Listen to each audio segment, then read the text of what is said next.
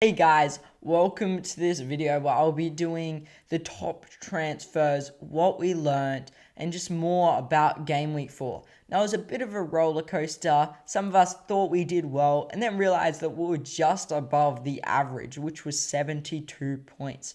I know that happened for me. I got 73 points and was pretty proud of myself, and then realized that I came 4.2 millionth in this game week. So let's get into what we learnt. Now, we learned that Haaland actually will keep penalties. Now, we know he missed that one in the last game, and that was kind of unsettling for Haaland owners because if he's off penalties, that's just a little disattractive of spending that 14 million on him. But we saw him take another one and score it, so that was really good for Haaland owners. We saw that Son got a massive hat trick, which is good for his season, which kicks off his scoring season. That we saw him playing in a central striker position, we've seen him play in the left wing position, left mid position, where he plays very wide. He's not very in the game. He kind of sets up the assist a lot of the time. He doesn't really get many attacking returns, but he played in Richarlison's position and what Harry Kane used to play in, and he did amazing. So if we can see him play in that position a lot more, then that could actually make the 9.1 million for Son worth it. We also saw that Chelsea is looking really bad offensively and defensively. And if you don't have Chelsea assets and are looking to get some, maybe hold off till a few more game weeks until Chelsea are looking more consistent and we know what is going on there. Now, I did double up in Chelsea defense, and that worked for me last game week where they both got 6 points because of the clean sheet. But this game week, losing 1-0 to Nottingham Forest was just really, really, really bad. Also, I tripled up on Chelsea with Jackson up the top as well. And it was just altogether a disappointing game. Man City is scoring so many goals through Alvarez and Haaland. And if you have the budget and the transfers to get Alvarez in and have them as the scoring pair up top, make sure to do it because Alvarez is actually looking amazing, and everything and the way Alvarez and Haaland are linking up is so good, and they're scoring so many goals. You don't want to miss out on this. Also, we learned that Ferguson is actually a really cheap forward option, and he's looking really, really good and in top form, getting the hat trick. And the only concern about him is João Pedro might be stealing some of his minutes and they might be rotated. But he started the last 2 games, and with this getting his hat trick, it might seal him for a few more games. And Mbeumo is so valuable as an FPL asset to the squads who've already got him. I've missed out on so many points because I went for Matoma over Mbeumo. So if you can definitely get Mbeumo now, it's probably the time to move on to him. But a fixture swing does happen later on around, I think, week 10. So just look out for that. Alright, these are the top striker transfers in. We have Julian Alvarez, who's selected and owned by 12.4% of teams. Meaning that if you jump on now, you'll be earlier than everyone else and you could get a lot of points that way, and that could differentiate you from other players. He's already got 5 attacking returns this season. We saw him get 2 assists and 1 goal in the last game, and he's only 6.7 million. So he's a better option than Jackson and Ollie Watkins. He has some easier fixtures up ahead. He has a 3-match fixture difficulty and then two match fixture difficulty. So he's definitely someone to consider into your front line.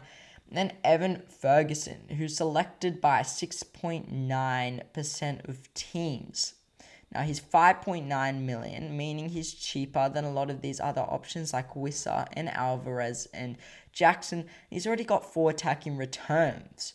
He's looking really good, and if he can get that guaranteed start spot, he is someone you must have on your squad.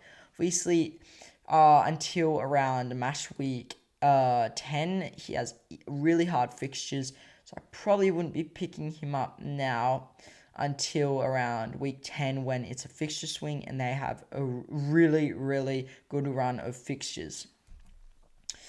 These are the top defenders. Now, when I look for defenders, I look for which defenders are nailed. And if they're nailed onto a good squad, then they're definitely, you should consider getting them. The first one's Ruben Diaz. 8.4 teams have him. And he's 5.5 million, so he's a little more expensive than some of these other options. But these run of fixtures with a 3-match fixture difficulty rating and 2-2s, that is so good, especially being a Man City defense. They probably will keep clean sheets. Now, I'm a little disappointed because I did want to get Gvardiol into my squad, but seeing him not start in that last game means that he's not as nailed on as I would like. So maybe I'll hold off and not go for any Man City defenders at the moment, unless it's going to be Ruben Diaz. Next is Levi Colwill. 4.1% of teams selected him. He's 4.5 million, and he's nailed. Now, as I said earlier, probably shouldn't go for any Chelsea defenders or attackers or any Chelsea players in general at the moment, but their run of fixtures is so nice that you probably don't want to miss out on a Chelsea defender at the moment. Alright, these are top midfielders to transfer into your squad. Brian Mbeumo is selected by 26% of players, and you probably know why. He's been so good. He's one of the top scorers in so far this season. He's been really consistent. He's got 4 goals in 4 games, and he's only 6.8 million. Now, he does have a tough one, but then he has some nicer fixtures after that. So maybe hold off on this next fixture and then look to get him. Heung-min Son, I probably wouldn't get him until after these 3 fixtures ahead. He has a nice one, which you might not want to miss out on. If you're really confident, you should probably go for him in that one. But then he has 2 harder ones, and then it's nicer fixtures from then on. So maybe hold off a bit until we have more data about him as well, and if he's going to still be playing that central striker position. If he is, he might just be worth the 9.1 million. If you're looking to transfer Rashford out, this guy could be the guy to transfer him in for. He got a hat-trick, as we know, and he's playing in top form at the moment. Now, this is really important, so stick around for this part of the video. Now, international break. It's so important that you listen to this, because most players will be going on their international break and play for their countries. It's from September 4th to 12th. Players could get injured or return from injury over the international break. So save your transfers and wild cards until the international break is done. We could see Reece James and John Stones return, and we could see any players on international break get injured.